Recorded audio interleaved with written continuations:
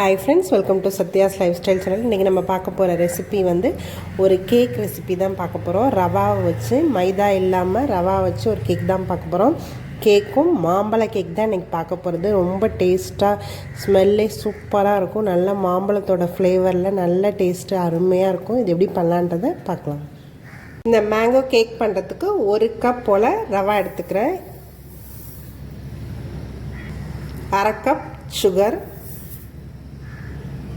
ஏலக்காய் ஒரு 3, இது எல்லாத்தையும் சேர்த்து நம்ம ரொம்ப பவுடராக அரைக்கணும்னு தேவையில்லை. கொஞ்சம் ஒரு பல்ஸ் மோடில் கொஞ்சம் கோஸாகவே அரைச்சி எடுத்துக்கலாம்.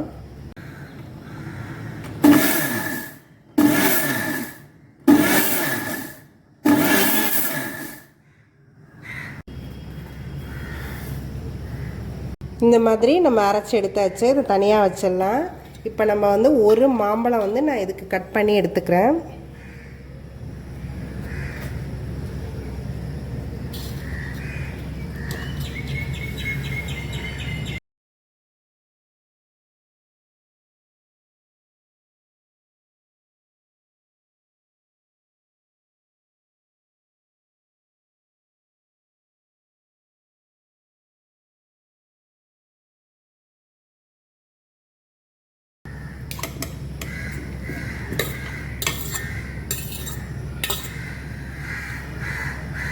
இந்த மாம்பழ பீசஸ் எல்லாத்தையுமே நல்லா பியூரியாக நம்ம அரைச்சி எடுத்துக்கலாம்.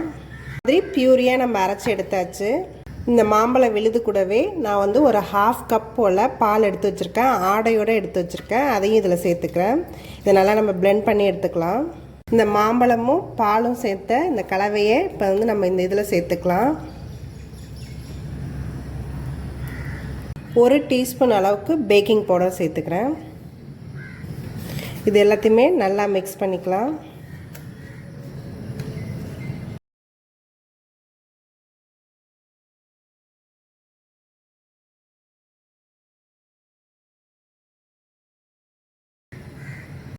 இது கூடவே பட்டர் நான் ஒரு 3 டீஸ்பூன் அளவுக்கு சேர்த்துக்கிறேன்.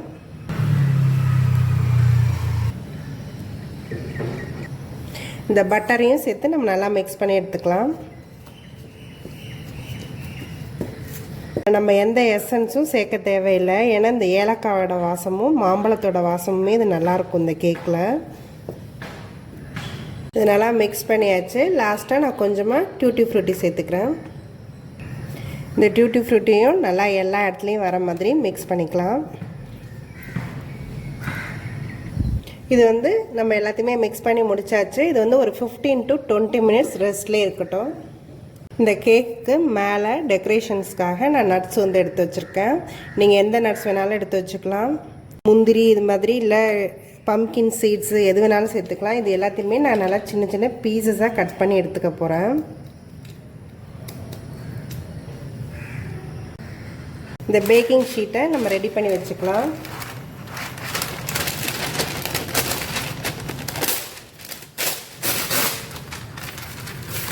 இந்த மாதிரி நம்ம எதில் பேக் பண்ண போகிறோமோ அதை ரெடி பண்ணி எடுத்து வச்சாச்சு.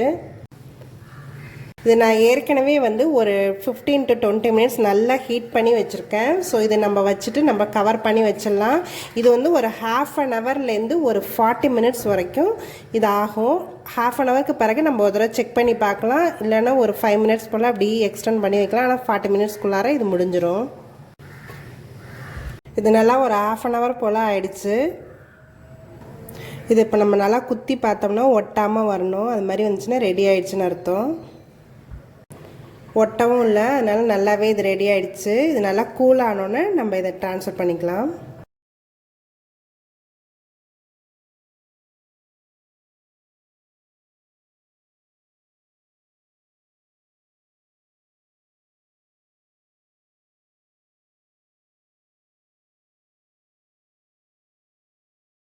இந்த கேக் நல்லா ரெடி ஆகிடுச்சு. நல்ல சாஃப்டாகவும் இருக்குது, பார்த்திங்கனாலே தெரியும்.